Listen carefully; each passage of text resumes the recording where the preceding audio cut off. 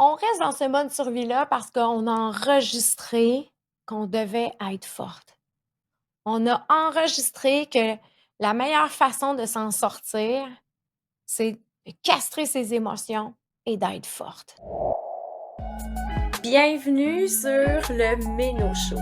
Ce podcast est destiné aux femmes en préménopause, des femmes engagées dans leur bien-être. Surtout pour celles qui ont envie de traverser cette phase sans perdre le contrôle sur leur corps, sur leur alimentation et sur leur vie.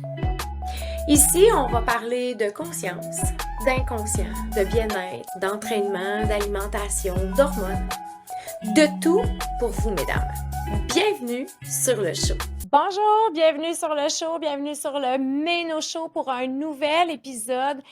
Cet épisode-là, aujourd'hui, je vous dirais qu'il vient peut-être me chercher certaines émotions. J'en parle avec cœur, j'en parle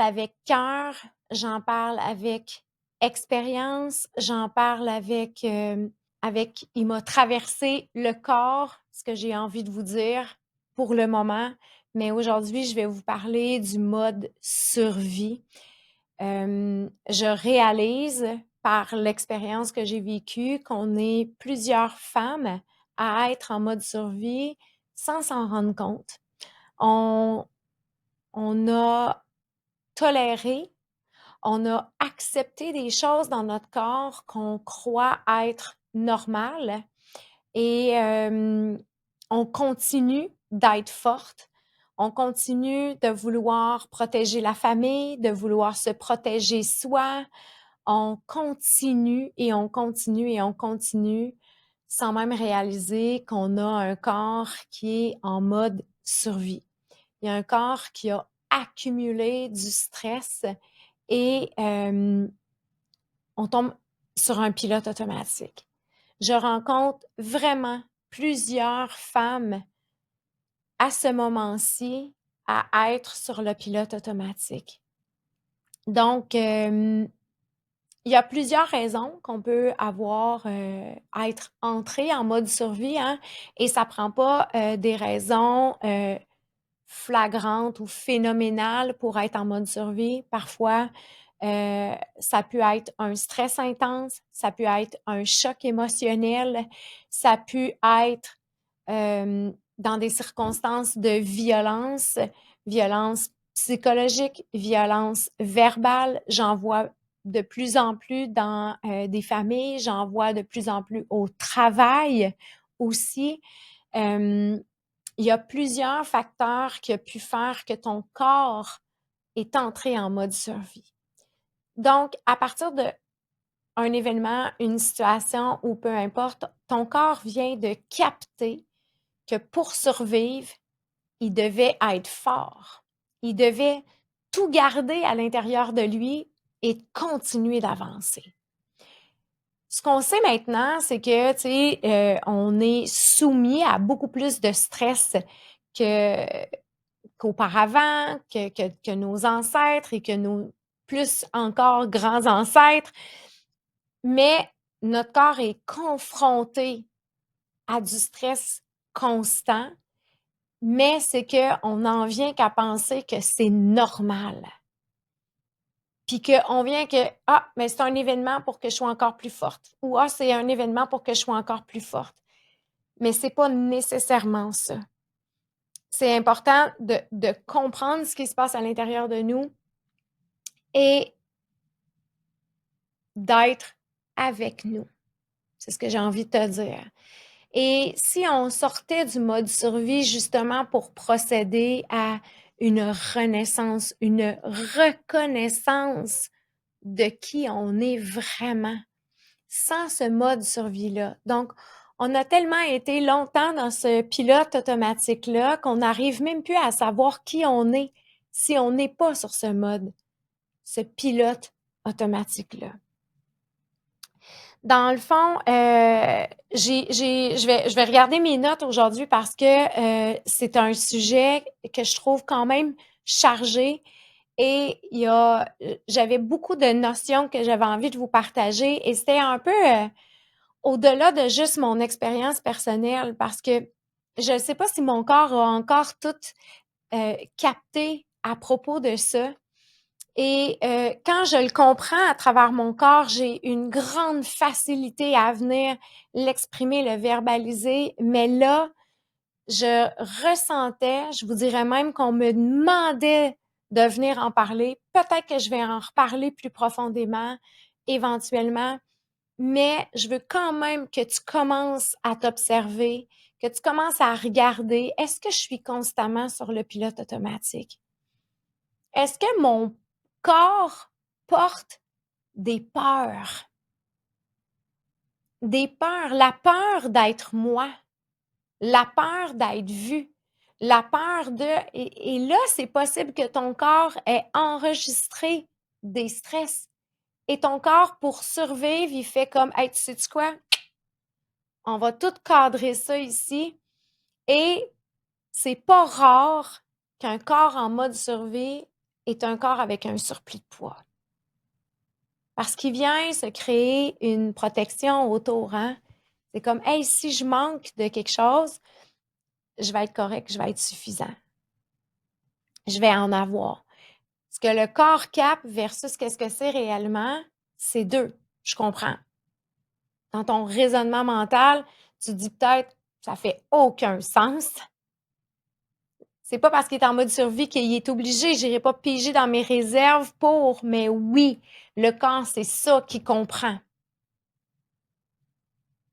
Alors, est-ce que ça fait longtemps que tu es en mode survie? Est-ce que quand je te dis ça, là, il y a une espèce d'émotion qui monte puis tu dis comme, oh, ça vient me chercher. Moi, c'est la façon la plus efficace.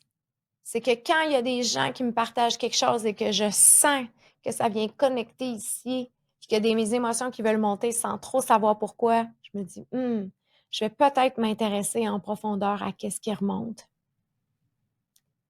Alors, ça fait combien de temps que tu es en mode alerte? Que tu t'oublies, puis tu t'es même coupé de tes émotions pour plus en ressentir, parce que en ressentir, c'est pas être forte.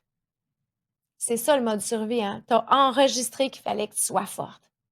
Tu as enregistré qu'il fallait que tu te coupes de tes émotions, que tu casses tes émotions pour pouvoir avancer, pour pouvoir survivre.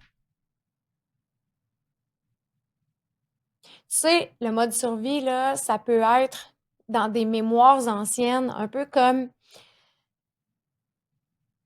tu es sur un campement, puis tout le monde s'est fait tuer et il reste que toi et tu dois entrer dans un mode survie. Cette femme-là, elle avait pas le choix. Et nous, on a une multitude de choix puis de possibilités, mais c'est comme si notre inconscient il reste pris dans ce même mode survie-là que cette femme-là. Et pourtant, elle s'est débrouillée, tout ça, puis elle s'est refait un clan et est en sécurité. Parfois, l'inconscient reste accroché à un événement. L'inconscient reste accroché à une situation, à une problématique. Donc, il garde son mode survie au cas où ça arrivera encore. Jusqu'à temps où tu réalises, puis tu, OK, mais j'ai plus besoin de ce mode survie-là. Peut-être que ça a été nécessaire à un certain moment. Peut-être que c'était requis que je rentre dans ce mode survie-là pour me sortir d'un impasse. Mais est-ce que là, je suis encore en danger? Et c'est de venir rassurer cette partie de toi qui est en mode survie encore et encore. Alors, quand l'inconscient est en mode survie aussi, il devient figé. Il est bloqué là, il reste dans cet événement-là. Donc, le mode alerte est activé. Alors, si tu remarques qu'il y a plus d'irritabilité, si tu remarques qu'il y a plus d'émotions, que tu es plus émotive, que tu es plus fatiguée. La fatigue est persistante aussi. Hein, tu sais, c'est pas juste comme je suis fatiguée lundi, mardi, là. C'est comme une fatigue persistante. Quand on voit qu'on devient avec j'ai plus besoin de contrôler, on dirait. Hein, quand on rentre dans ce besoin de contrôle-là, c'est pour être sûr de pas être trahi à nouveau. Donc plus je contrôle, plus je suis rigide, plus je suis dans mon mode survie, plus je suis forte, moins ça va m'arriver. Ça, c'est ce que l'inconscient comprend. Mais on sait hein, que ça évite pas des situations. Au contraire, à un moment donné, si ton inconscient il veut que tu te libères de ça, il va t'en emmener encore et encore, puis là, tu comprendras rien parce que c'est comme OK, mon mode survie ne fonctionne plus. Il est plus activé. Tu vas voir une perte de joie, une perte de plaisir aussi. Parce que là, tu es juste dans ton mode survie. On reste dans ce mode survie-là parce qu'on a enregistré qu'on devait être forte. On a enregistré que la meilleure façon de s'en sortir, c'est de castrer ses émotions et d'être forte. Et là, on est complètement déconnecté de qui nous sommes, complètement déconnecté de nos émotions, complètement déconnecté de ce qui se passe en dedans. Donc, qui on trahit le plus? Qui on est en train de trahir réellement quand on est dans ce mode survie-là? Alors, l'important, c'est de revenir à l'intérieur de soi. Comme je vous disais, et de se poser les vraies questions. Est-ce que j'ai encore besoin d'être dans ce mode de survie-là?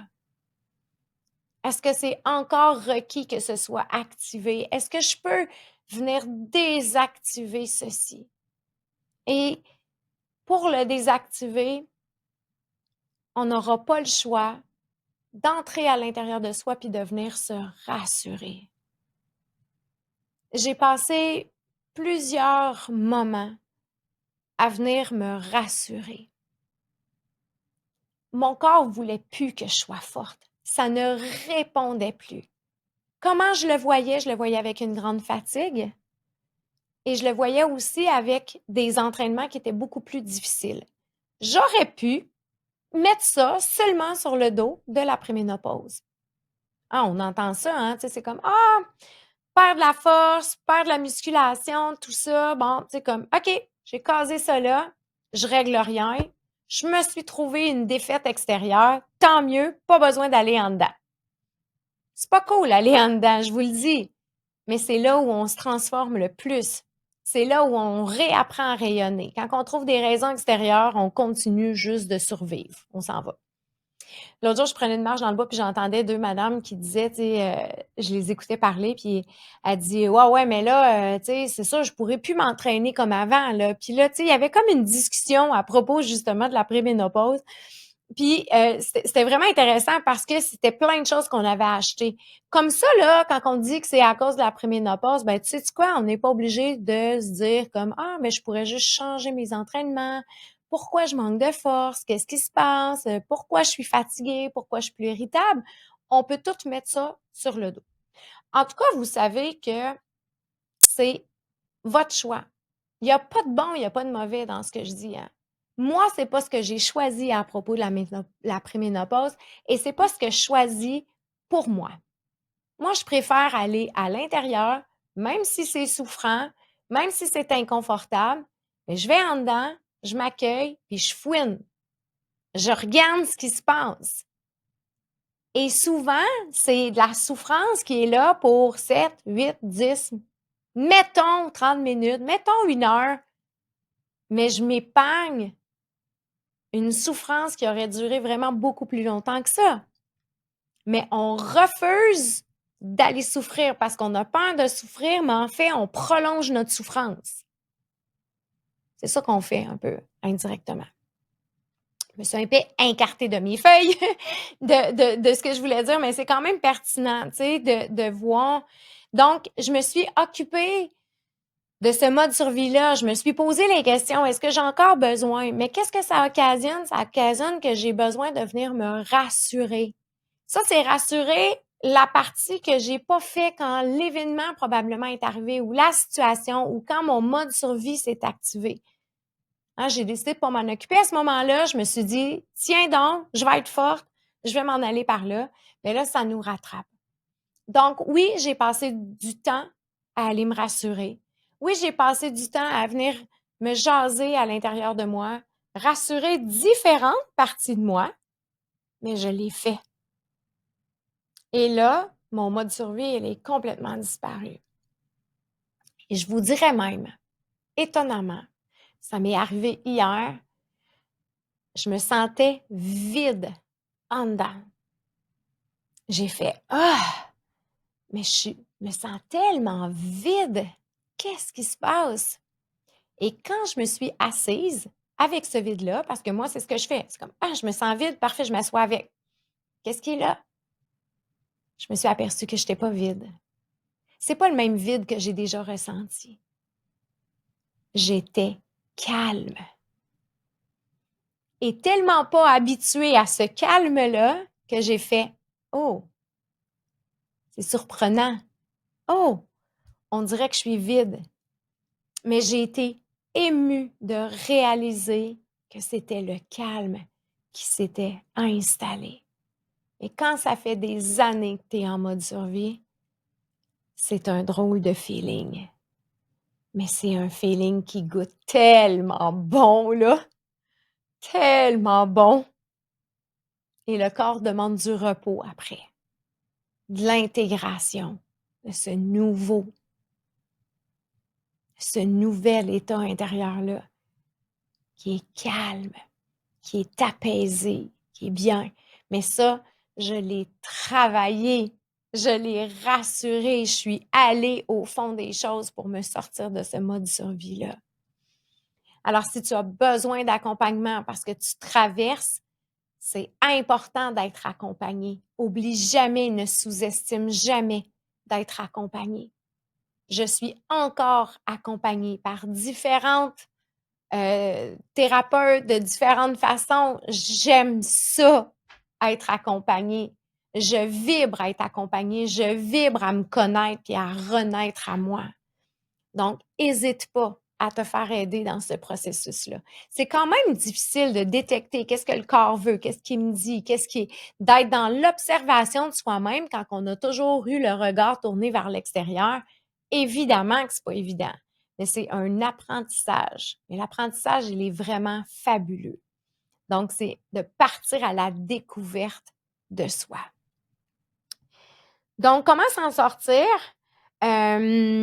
S'observer. S'observer. L'observation de soi va te permettre de te sortir du mode survie. Être consciente de ton corps, des réactions de ton corps et aussi des émotions. Là, si tu veux te sortir du mode survie, ben c'est assez de castrer tes émotions. C'est assez de ne pas vouloir ressentir rien. Non, tu n'auras pas le choix d'aller en dedans. Tu n'auras pas le choix d'écouter les signes du corps. Des maux, des malaises, des courbatures, tout ça, c'est le corps qui réagit. C'est le corps qui te parle. J'allais rajouter revenir à soi. Ton corps, il veut que tu reviennes à lui. Ton corps, il veut que tu reviennes connecté avec lui. Alors, tu n'as pas le choix. Il faut que tu écoutes tous les signes. Qu'est-ce que tu as envie de me dire? C'est quoi le message qui est là? Et ce qui est noté, puis que je viens juste de vous en parler, c'est n'hésitez pas à demander de l'aide. N'importe quelle aide. L'aide que tu sais qui va te faire du bien. Tu sais, au début, ça peut être des massages pour détendre ton corps. Après ça, ça peut être de la thérapie. Après ça, c'est apprendre à connaître tes émotions, apprendre à les accueillir. Après, ça peut être, il y a des tonnes de façons. Mais premièrement, tu dois reconnaître que tu as été en mode survie pendant très longtemps. Tu dois reconnaître, même si tu n'es plus dans cet événement-là, hein, même si tu n'es plus à ce poste de travail-là, mais tu as été marqué par une situation, ça t'a touché profondément et tu es encore ébranlé, ben, tu es encore en mode survie, même si tu as changé de travail. Ne sous-estime pas la marque qui est à l'intérieur de toi, la partie de toi qui a été touchée par cet événement-là. Je vois trop de femmes être en souffrance dans leur propre corps. Et cette souffrance-là, tu es pas condamné à souffrir. Tu es pas condamné à être dans un mal-être intérieur constamment. Ce n'est pas un état naturel, ça, d'être dans cette souffrance-là, d'être en mode survie, d'être forte tout le temps, d'être dans le contrôle, la rigidité. La vie, c'est plus que ça. La vie, c'est joie, c'est légèreté, c'est bonheur, c'est gratitude, c'est au-delà de ça. Et on est trop de femmes à souffrir en pensant que c'est une normalité. Sortons de ça, sortons de cette façon de penser-là qui nous mène à rien du tout. C'est faux, c'est erroné. On n'est pas ici sur Terre pour se faire pour se faire souffrir constamment comme ça. Et je vous le dis, c'est comme on a tellement peur d'aller en dedans parce qu'on a peur de souffrir qu'on fait prolonger la souffrance encore plus longtemps. Les clientes, quand je descends avec vous en hypnose, celles qui sont venues dans mon univers, on souffre pas pendant des heures. On rentre dans un espace, on se transforme, on revient, on est déjà mieux. Déjà, ton inconscient fonctionne à partir d'une nouvelle programmation. Donc, stoppez cette souffrance-là. Arrêtez d'être dur comme ça envers vous-même. Après ça, vous demandez la douceur de l'extérieur. La douceur commence de toi à toi. Donc, c'est assez de tolérer cette souffrance-là.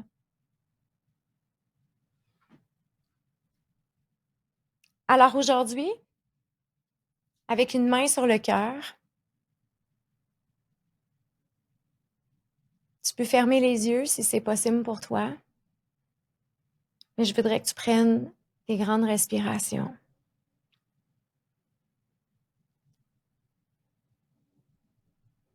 Et je veux juste que tu saches que le mode survie, ce n'est pas vivre, c'est tolérer. Mais toi, t'es faite pour te sentir vivante. Alors aujourd'hui, pose-toi la question. Qu'est-ce que j'ai besoin aujourd'hui pour me sentir en vie?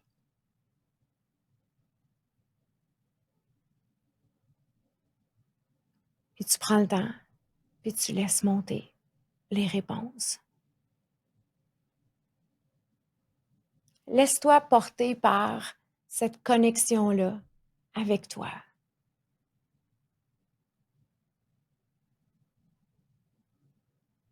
Tu es faite pour te sentir vivante, vibrante, en haute fréquence.